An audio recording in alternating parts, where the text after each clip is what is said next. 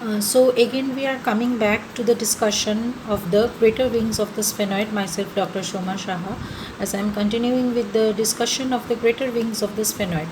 So as we can see in this bat shaped bone, there are two large wing like structures which we call as the greater wings or the ala magna, and these are the pair of the lesser wings or the ala parva.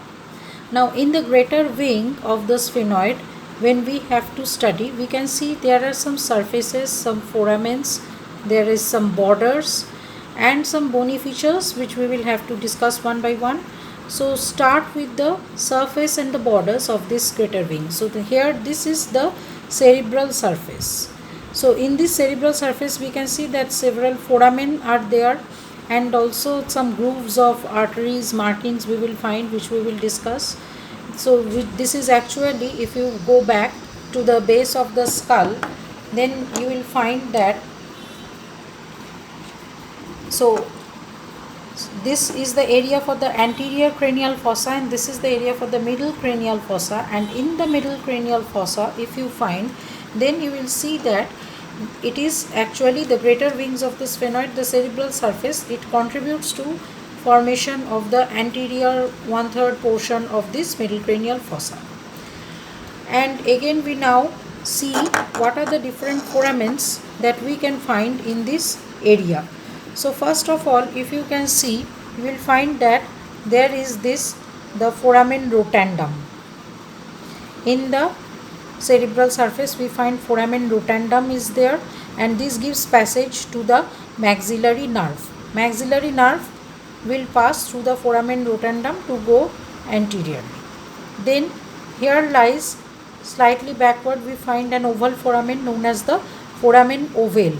So what passes through the foramen ovale we will discuss. There are some structures, that is some arteries, nerves and some veins. So it gives passage to the motor and the sensory roots of mandibular nerve. It also gives passage to the accessory meningeal artery, the lesser petrosal nerve, as also an emissary vein which connects the cavernous sinus with pterygoid venous plexus. As I have already discussed in the previous class, that on either side of the body of the sphenoid, that is on the two lateral surface, lodges the two cavernous sinuses, the cavernous sinus. So pterygoid venous plexus and cavernous sinus are connected by the help of emissary vein that passes through this foramen ovale. And if you go further back from the foramen ovale and laterally, you will be having to find one foramen which is known as the foramen spinosum. So let's get back to the original bone. In the original bone, if you find, so here this side, this is the spine of the sphenoid. Spine is nicely seen in this side. On the other side we cannot find it, it is probably broken. So here this is the foramen spinosum, and what passes through this foramen spinosum, this is giving passage to the middle meningeal artery, the nervus spinosus, and the posterior trunk of middle meningeal sinus.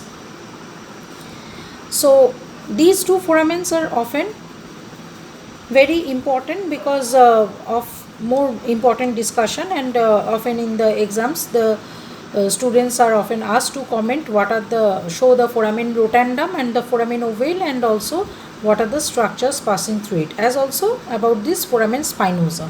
Besides this, you may have some other foramen also, that is known as the foramen of Arnoldi and the foramen of Vesely, but these are actually occasional foramens and they are not always present.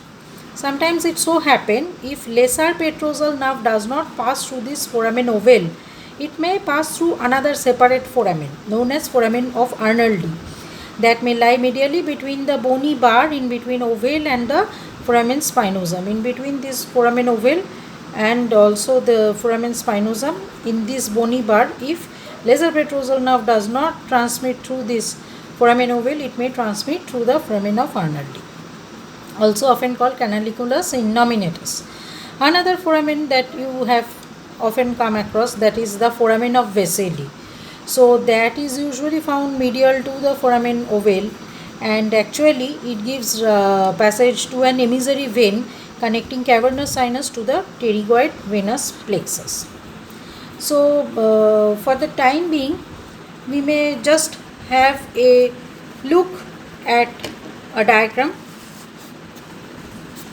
in order to have a clear idea of the some foramens that we are finding.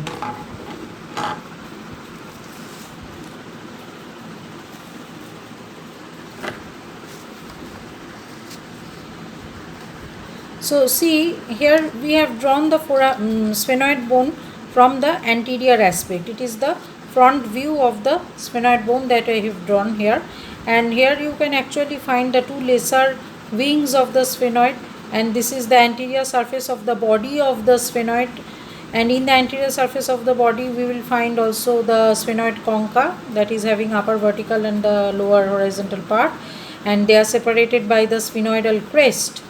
And we also find the sphenoidal foramen, which gives passage to actually the sphenoidal ear sinuses. Next, this is which area, that is we can see this is the orbital surface of the greater wing. We will come to that orbital surface of the greater wing of the sphenoid, and these are actually the vaginal processes. The under surface of the sphenoid, inferior surface of body of sphenoid give rise to some vaginal process with some here it articulates actually the sphenoidal rostrum. Here there will be a V-shaped diverging alley of the vomer which will articulate and it will cover up this area. So there will be the formation of a syndialysis type of the joint here. And on this lateral bar you can also find that by the side of the greater wing, this is anterior view, we are seeing foramen rotundum is there. We are seeing that there is the foramen ovale here and there is the foramen spinosum, and just beneath foramen rotundum there is also another opening from anterior aspect that we can see, that is of the anterior opening of the pterygoid canal, anterior opening of the pterygoid canal, and these are the aspects, different aspects of the pterygoid processes.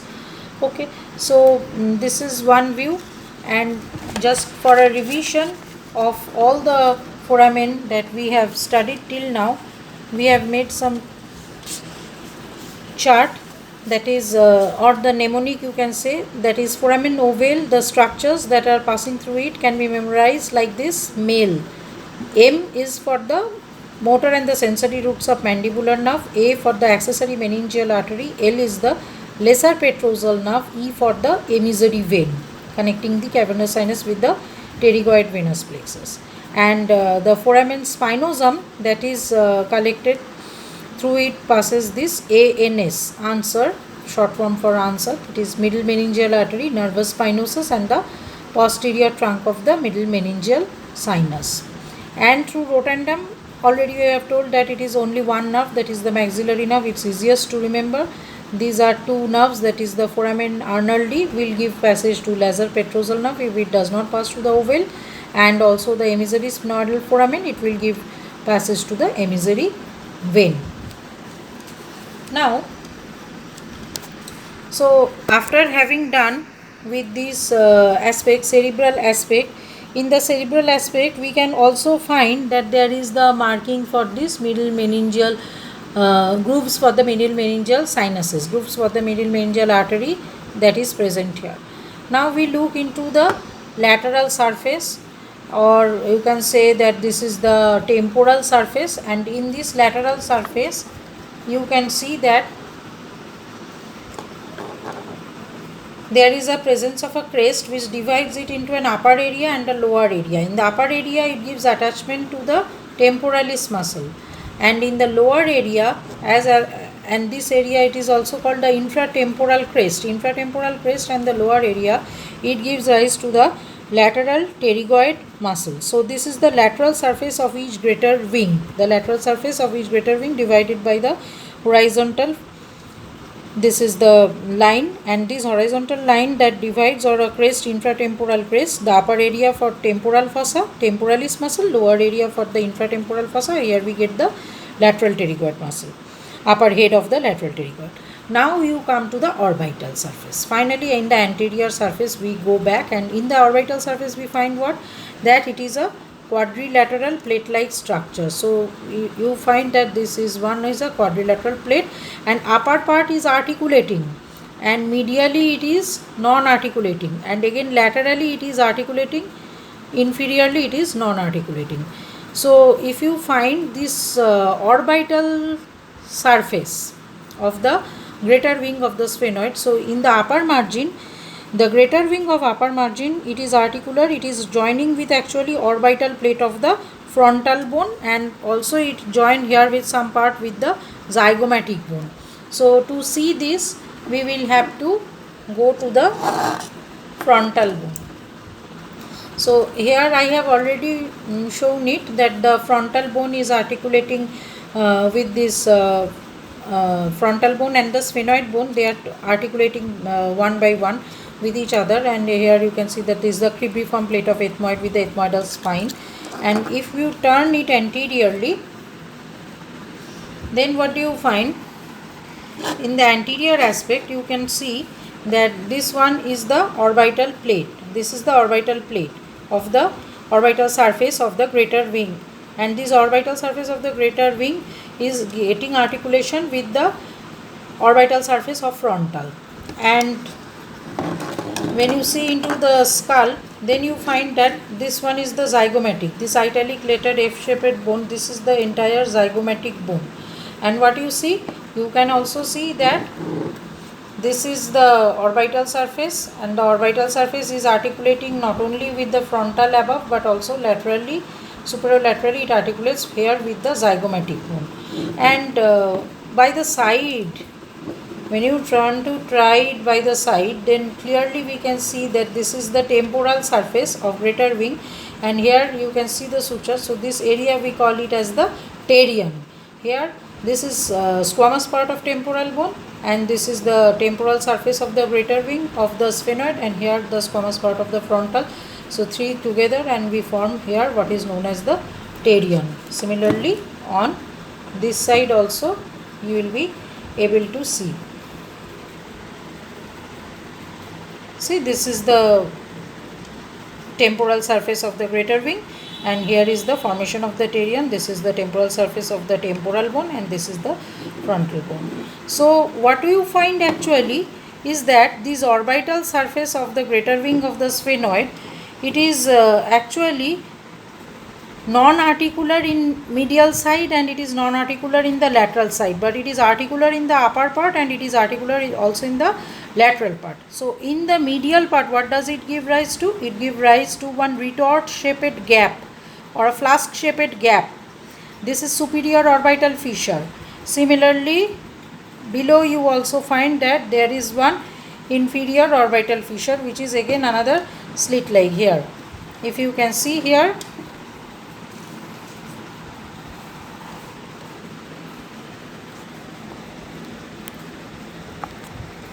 yes, so we can see here that this is the inferior orbital fissure and above this is the superior orbital fissure.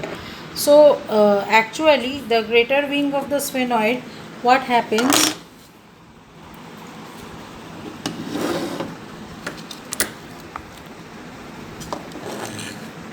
So this is the greater wing. It is easier to show it here because in the greater wing you can find that this is the raised margin in the medial margin of the orbital surface. So this is the area from where it gives attachment to the annulus common tendinar ring, from which attaches actually the origin of the four recti muscles of the eyeball. So here this is the area.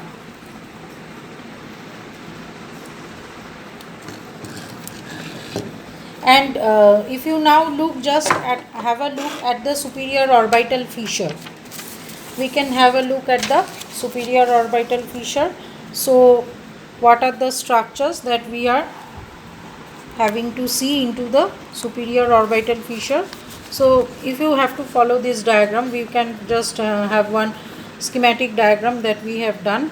So in this diagram, what you can see that this is the superior orbital fissure that we have drawn here, and it is by the attachment of this common tendinous ring. By the attachment of the common tendinous ring, it is divided into three halves: lateral, intermediate and the medial portion. In the lateral portion, What are the structures that are passing? We can see that there are some nerves and there are some artery and vein. So what are the nerves and the artery and the vein? So one by one, the lacrimal frontal and the trochlear nerves, and the two arteries that are passing through the lateral compartment, they are lacrimal branch and the recurrent meningeal branch of ophthalmic artery, as also one vein passes which is known as the superior ophthalmic vein. And you get to see here again another part, intermediate part. So in the intermediate part we have again passage of some important nerves. So what are those? These are the superior and the inferior rami of the third cranial nerve, and the nasociliary nerve also, which lies in between the two divisions of the third cranial nerve. We also find that there is the sixth nerve or the abducens nerve. Occasionally sometimes superior ophthalmic vein may also pass through it. Again, medial part of the superior orbital fissure, so we have inferior ophthalmic vein. So inferior ophthalmic vein only. So now if you consider this, often you get a short note actually to write on this superior orbital fissure. So then you can just write in point wise with the help of a nicely drawn diagram, label diagram, and what are the structures which are passing through this retort shaped superior orbital fissure, which is divided into three parts by the attachment of this common tendinous ring for origin of the four recti muscle of the eyeball, right? So now this is about your superior orbital fissure. So we again go back to the original bone.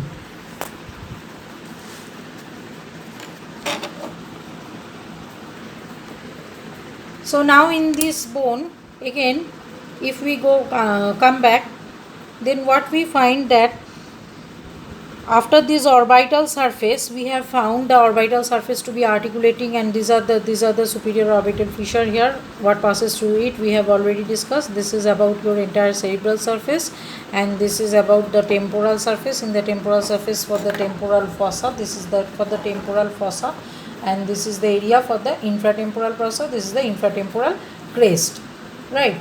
And this is your orbital surface, and for the articulation with the zygomatic and the frontal bone. So this completes our greater wing of the sphenoid. And about the lesser wing of the sphenoid, that I have already told something while we were teaching about the superior surface. So in the lesser wings we are getting what, that lesser wings are actually this smooth posterior margin of the lesser wing. They are forming the boundaries of the anterior cranial fossa. So if you look again into the base of the skull, then this is the area.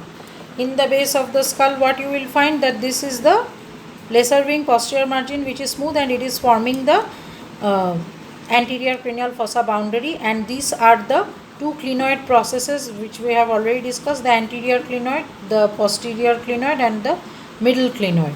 Now here regarding the attachments of the clinoid, we have some important observations to make here.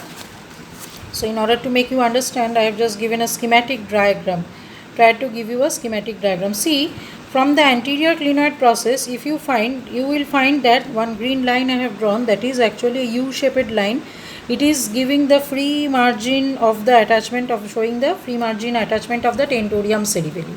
And from the posterior clinoid process, which are posteriorly, you can find that this is the attached margin. So attached margin and the free margin, they are crossing which area? They are crossing at the level of this posterior clinoid process. So here there is forming one triangular structure which we call oculomotor trigon, and here also passages of the third and the fourth cranial nerves, which we will again discuss later on in the subsequent classes. So again we come back here. So this is the area for lodgement of cavernous sinus. And if you now look into the posterior border of the greater wings, in this area there is actually, it is articulating, we can show into the base of the skull that it articulates with the this tip of the petrous part of the temporal bone. And as it articulates with the tip of the petrous part of the temporal bone, then what actually is formed,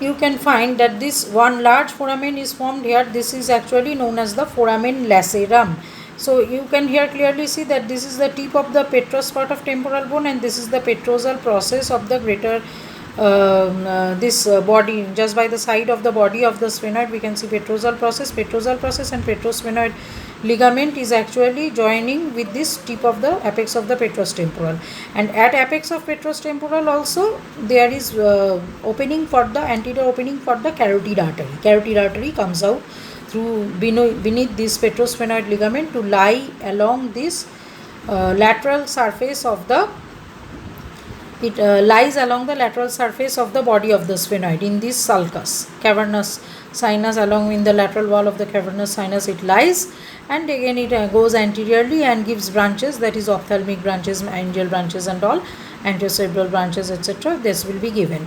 So this area, it is known as this foramen lacerum. This is the area for the named as the foramen lacerum, in which I have given the wire.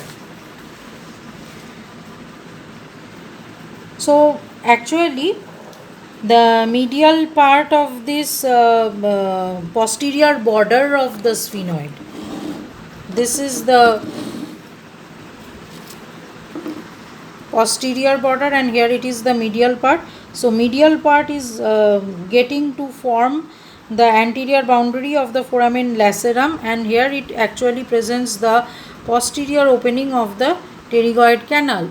So we can find that this one is the posterior opening of the pterygoid canal. If we insert the wire, try to insert it rather like this, and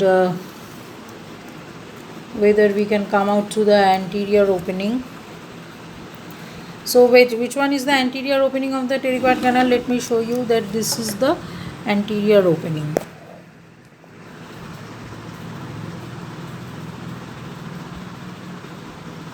This is the anterior opening, and here this is the anterior opening of the pterygoid canal. So anterior and posterior, this passage actually gives passage to the pterygoid vessels and the nerve, pterygoid vessels and the nerve. And another important thing, that this posterior border medially it is actually giving boundary of the foramen lacerum, that you have seen in the in the base of the skull. We have seen that it is actually giving passage to the foramen lacerum, this medial part of the posterior border. And on the lateral part, if you find, then you will see that it gives actually rising to one area which is known as the sulcus tubi. So which one is the sulcus tubi? Let me show you. This is the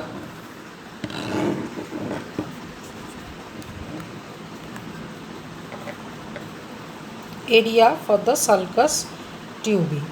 Sulcus tubi means this is the undersurface of the petrous part of the temporal, and here it is the posterior opening of the carotid canal that we can see. This is the posterior opening of the carotid canal, and this is the posterior undersurface of this actually petrous temporal, and this is the sulcus tubi.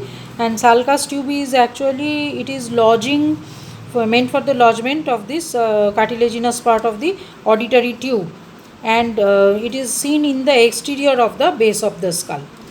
So that completes about the lesser wing of the sphenoid, and only one thing that is remaining, that tip of the, this is the tip of the greater wing. The tip of the greater wing is actually beveled on the inner surface. It is beveled on the inner surface, and it overlaps for articulation with the sphenoidal angle of the corresponding also parietal bone, and we have already told that it gives rise to this pterium, that is the triangular area that will be formed.